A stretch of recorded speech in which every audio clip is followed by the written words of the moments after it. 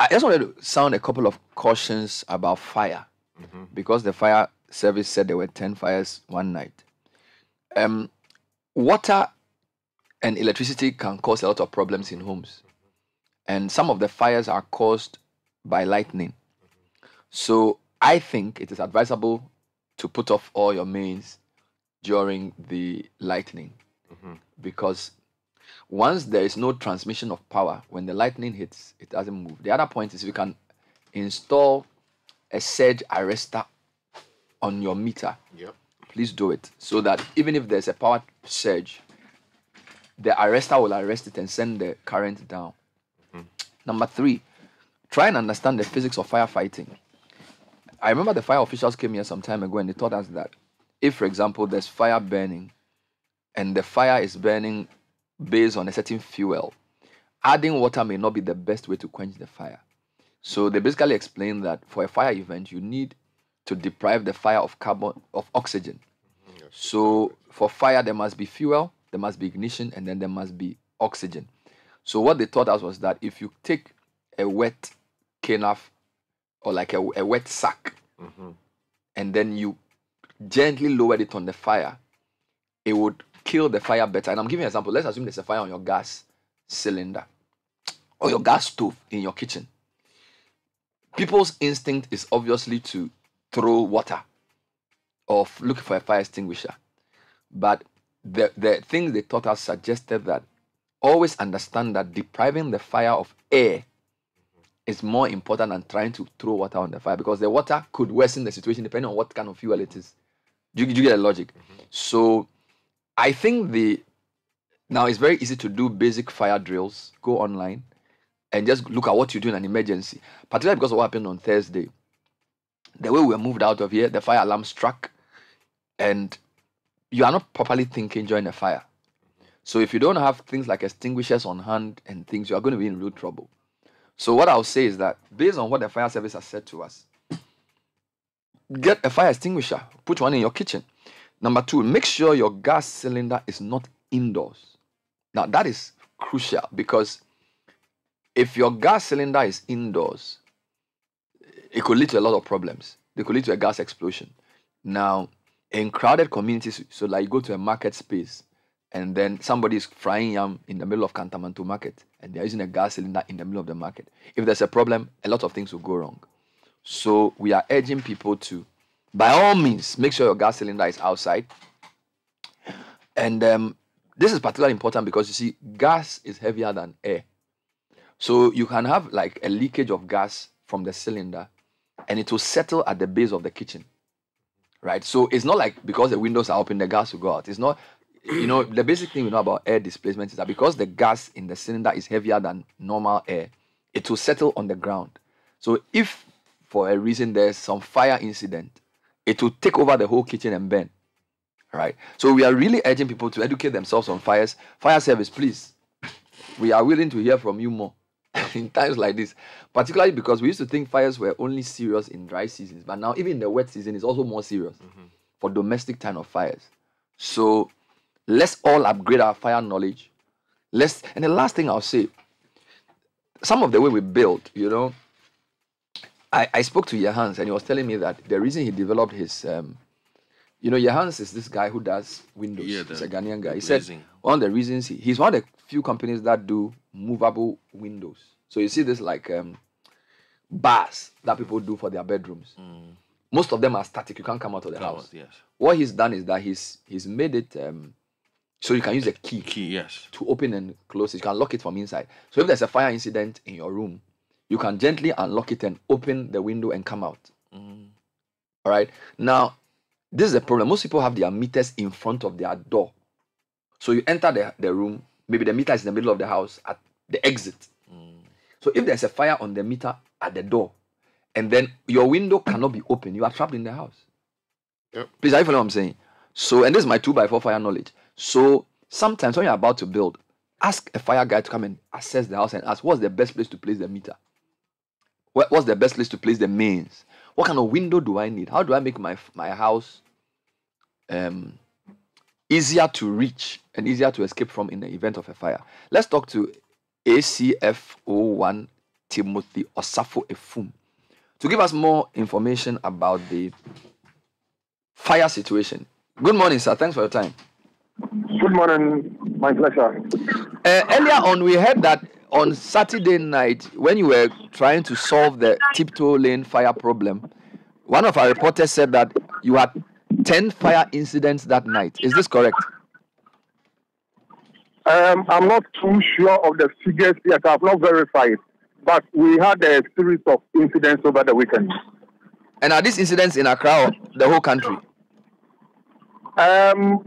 It is majority of them were in Accra. But we had a series of incidents across the country over the weekend. And the Accra incidents, is there any common thread in terms of what type of fire it was? Right. I think the major ones were what we term as commercial, where commercial activities take place. And so those were the major incidents that stands out among all the incidents that occurred. And in these commercial fires, are they involving meters or somebody burning something? Are you able to discuss some of them in terms of your preliminary findings? So far, we've not been able to come up with the causes of those incidents yet. Investigations are still ongoing. But what is important is that around this particular point in time, where we have a lot of rains and thunderstorms, if you have problems with your electrical system, especially the earthing system, that is what brings about a lot of these incidents around this particular point in time. So the rain makes the building susceptible to fire if it's not properly earthed. The question again. You are saying that the rain makes the house more susceptible to fire incidents if the building is not properly earthed. Is that what you are saying? Exactly. So what is happening is that when there is thunder strike, the thunder is like electricity. So it means excess electricity is supplied to your home. And the purpose of the earthing system is to take excess power into the earth. And so if your earthing system has a problem, it means that power, excess power that drives into your home is going to stay. And once it has no way to get back, then it starts a fire in the home. And so it is important that once in a while we invite a certified electrician to check our system, including the earthing as well for us. All right. So this 10 or so incidents over the weekend, is that a normal trend, or this is higher than you get on average weekends? Some weekends you may have 1, 2. Other weekends the rate will go up, and so it depends on the situation. Can you give me a basic fire drill for a house that catches fire during a storm? So let's assume somebody's at home and lightning strikes and their meter is burning. What should they do? Right. So if the meter is on fire, the best thing for you to do is to, if it is safe, to turn off the main switch once it is involving the meter.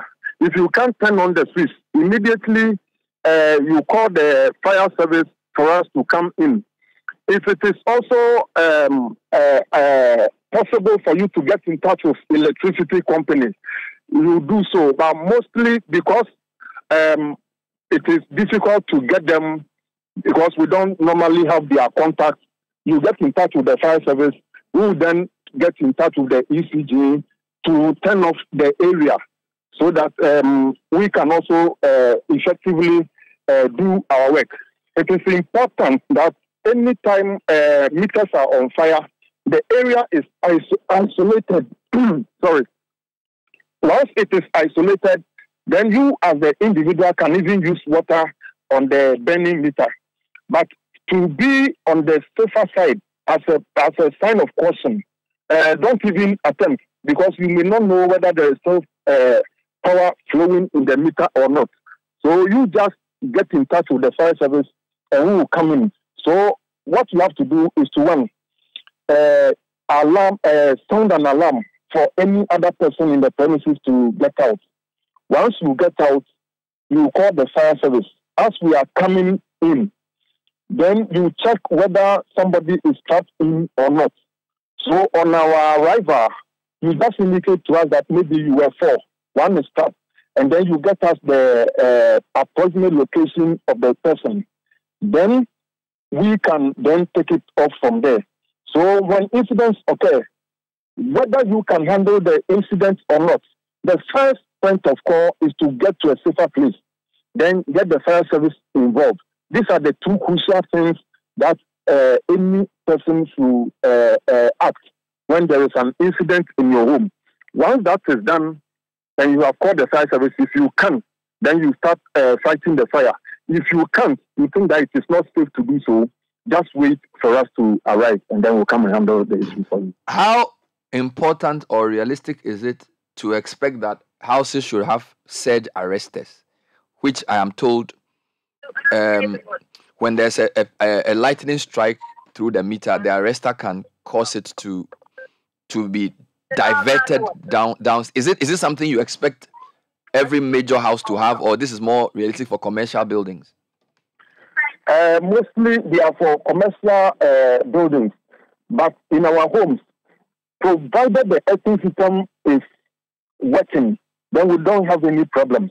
But it is only when the earthing system is not working well, then the excess power will remain and it will start a fire. So it is important. You see, most of our buildings in town are now more than 30 years.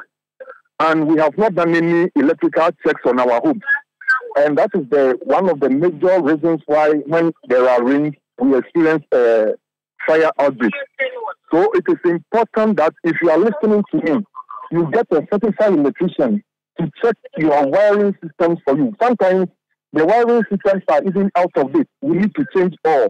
And we are still using. So the little excess current that flows results in fire in our homes.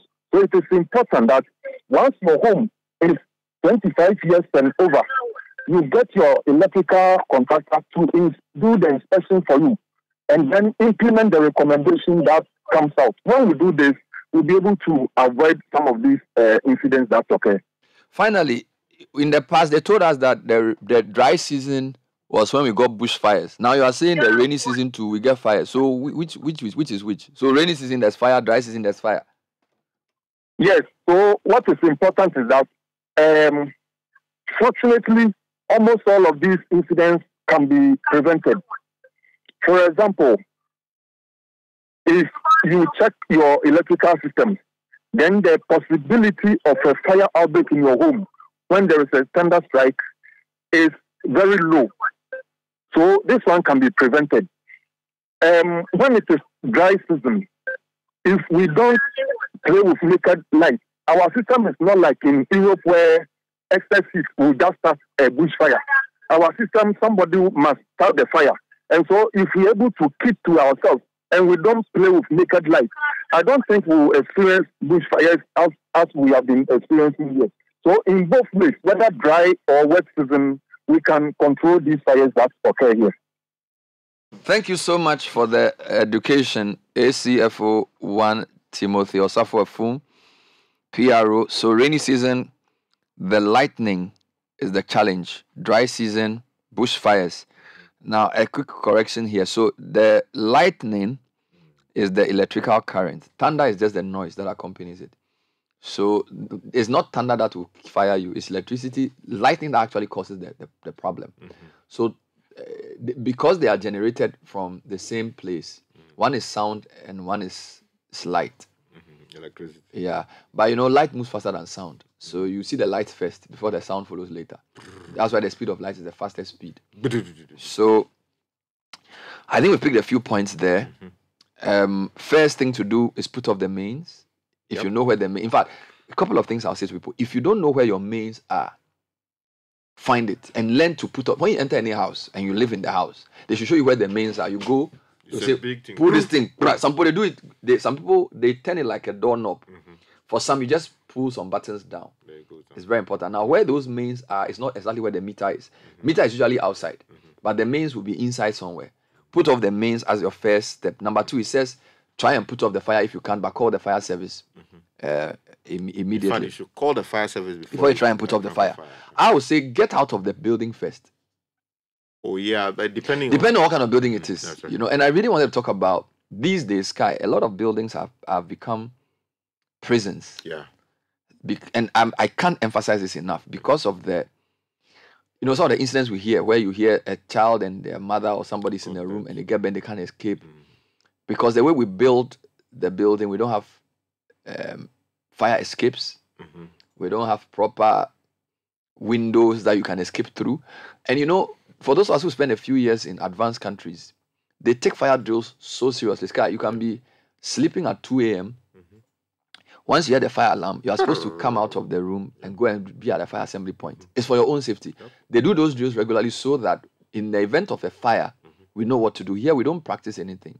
We leave everything to the grace of God. And then when there's a fire outbreak, we start crying and then we start saying, oh, it's the will of God. It's not. You know, we must, like, I didn't come to your university, but I know that there were days you would be even doing lectures. They will do it. Even if there's a guest speaker, they will do it. Once there's a fire alarm, everybody has to go out and they'll rehearse it. If you don't come out of it, they'll fine you. Yeah. You know, and we don't do that here. We don't have, I don't know how many houses have even proper fire safety audits done. The fact is, we have not invested into this space and we have not educated people well enough on these things. Because as you rightly stated, it happened, for instance, when I was at Citi and then also when I was at the University of Buckingham. You would be there, not then the alarm will go off. You could be sleeping. The requirement is that you move immediately out of your room without taking anything. You can't even take your phone, you can't take your laptop, whatever. Yeah. You just move out straight. Just put on something if you are naked. Put on something and then run out. Yes. Because what happens is the moment you don't go out, the guys will be going around room to room, checking who are the people still sitting in there. And then fines will apply. In some cases, you can be suspended or even dismissed from the school. These are serious institutions that take fire safety seriously. Now, the question we should ask is... emergency response. Here in our country, do we do these things in our workplaces, in our schools, our universities? No. It does seem that maybe a few schools may have invested in this. If you go to the ministry, the question is, do they do these things? And then also sprinklers enough. You remember the Ministry of Foreign Affairs? Yeah, the whole thing got bent. Got bent. And there was a major government response that said that, look, let's investigate this thing first of all. This is 2009. Thereabout. A report was produced, and the government at the time, under President Mills, if my memory serves me correctly, committed to ensuring that, look, all government institutions going forward will have fire, sprinklers and all kinds of things invested in them. The question is, so many years down the line, have we invested in these things? Have we seen a major reform in how our buildings are put up? And Bernard, one of the things you said, very instructive, has to do with the anti-burglar, burglar-proof. Burglar-proof, that's how we call it. Yeah. That we put in our homes. Charlie? Bernard. You are trapped in your own room. You are trapped in your own room. The question is there some guideline as to how these things are done? Are we regulating the people who are producing these things so that we ensure that, look, you just go and trust something into the wall and then fix it there. Once there's fire and the entrance is blocked, there's no way you escaping.